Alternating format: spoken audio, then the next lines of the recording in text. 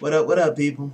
Man, I gotta say, I've been wrong before, and I'm sure I'll be wrong again. Wow. Saturday, I was pretty brutal. I gotta say, that was a great night of fights. Very, involving card. Just like I said before, wandered through the desert, and like my boy Russ said, we hit the promised land. That was a great card. Wasn't the most exciting, but it's just a very significant card.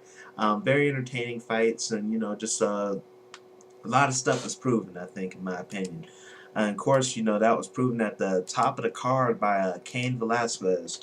I'd say there are very few fights I've been wrong on. This wrong on, but wow. I mean, Cain Velasquez really proved something to me. Proved something I think to everybody.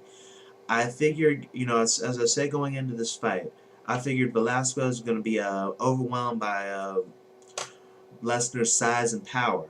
I figured, Velasquez is a very tough guy. He's very technically sound and he's improving every fight. He's a true animal. However, I just didn't think he'd be able to contend with Brock Lesnar's, physicality and of course his wrestling pedigree. However, Velasquez just showed that he could deal with it all. He was just a superior fighter. He stuffed Brock's takedowns. Whenever Brock did get him taken out, he bounced back up like he had springs on his back or whatever. There was little Brock could do with him, and I think like after, Velasquez eventually even took him down, and when he got back up or something, when Brock was able to get himself back up, I think he threw like a standing back fist or whatever, and I think at that point, Brock, in Brock's heart, I'm sitting there watching, I'm thinking, uh-oh. And just things went downhill from there. Velasquez showed the ability to, handle Brock's physicality and impose his will on him. And from then on, it just really cracked down there. He cracked Brock with some fists. I mean, and that was another thing that really surprised me. In Cain's previous fights, he's shown power and stuff. I think he was coming off a knockout of Nogueira, but he never really showed that devastating punching power that he really showed today, or, Saturday.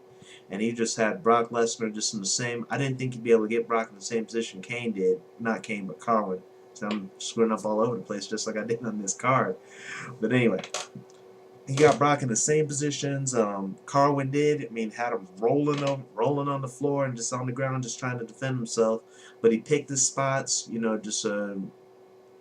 and just really dominated Brock physically, and that's just what shocked me. Just was able to just shrug off the takedowns, get back up, pose his will on Brock, and just kick his ass. I mean, if you see a team get beat by 30 in a football or basketball game or something, you call that an ass whooping. But no, this was just another man just whooped another guy's ass, just kicked him in the ass, whooped his ass.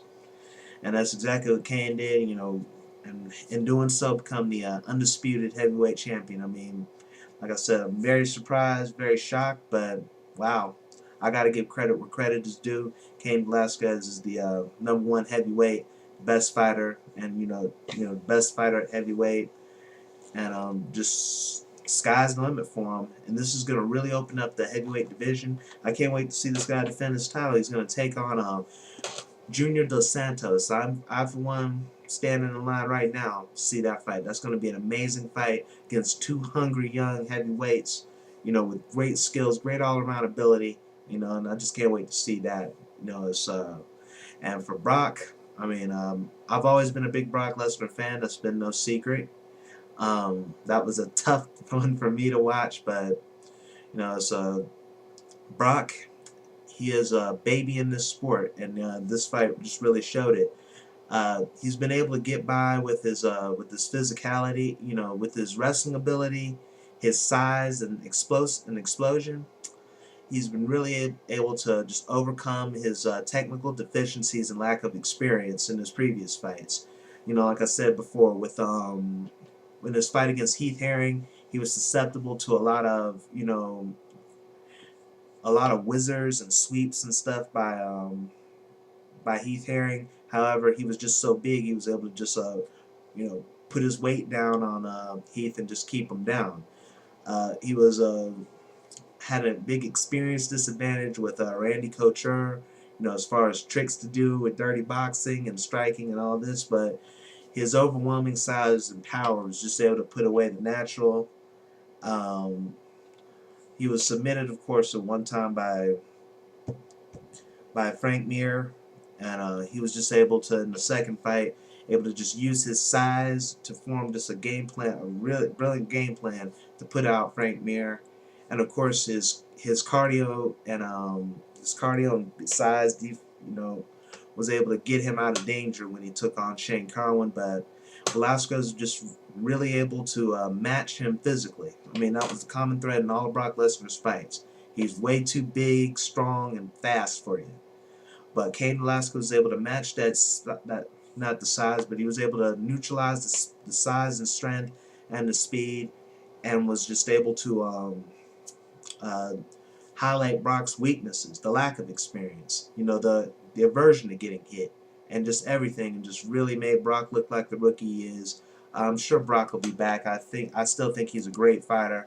He was a great champion, but even the greats sometimes get their ass kicked, and that's just what happened now. Hopefully Brock will be back. Great fighter. Cain Velasquez was just a superior man that night. And, just, hey, story begins again. That was preceded by Jake Shields and Martin Kampmann. This kind of looked like Jake's recent fights, against Miller and Dan Henderson. I mean, he took a lot of shots to the face. I think he got dropped a couple times, but was able to just really establish the ground dominance and just win this fight. Um, I wouldn't have been too disappointed if they would have gave it to Kampmann. I mean, I think I was kind of betting on that with a friend in the bar, but good fight by Jake Shields. Wasn't his best performance. His striking is still just god awful, and it just really. I think he needs another fight before they try to give him a title shot, because right now this is just a waste. This is a wash with him in GSP as far as I'm concerned. I mean, the striking. I mean, really. I mean, it's throwing it like it's drill, like he's just doing like hitting a light bag or something. I mean, it's like, man, I'm just screaming at the TV. I mean, punch like you mean it, man. If you're gonna throw a punch, throw a punch. I mean, that was just garbage. Another thing I was wrong on was Diego Sanchez and Paulo Thiago. Diego Sanchez was really able to show what got him all the wins he had at 170 in the first place. He was just able to push a pace that Thiago couldn't keep up with. Thiago was able to get with him in the first round with superior striking and some jiu-jitsu, but Diego was just able to keep pushing. When Thiago got tired, he was just able to throw him around, keep him down, and just really ride out the decision. Good win by Diego Sanchez. Very good win. Very impressed with that. You have Tito Ortiz and Matt Hamill. Tito looked very spry for an old man. But again, I think it was just his Matt Hamill having the advantage in wrestling just really took away Tito's game. And plus, Tito has some real good striking technique, but as usual, his power just was really just it gave up on him. He was able to just really, storm at Matt Hamill in the opening seconds, but caught a punch, boom, I slowed things down a little bit. But, good showing by Tito Ortiz. Right now, it's starting to become a question of whether or not he belongs in the UFC, having never, ever won in a really long time. But, I think just altogether, this was a very good card. We got a new champion out of this. The UFC heavyweight division once again takes a total, backflip. We'll just have to see where this goes.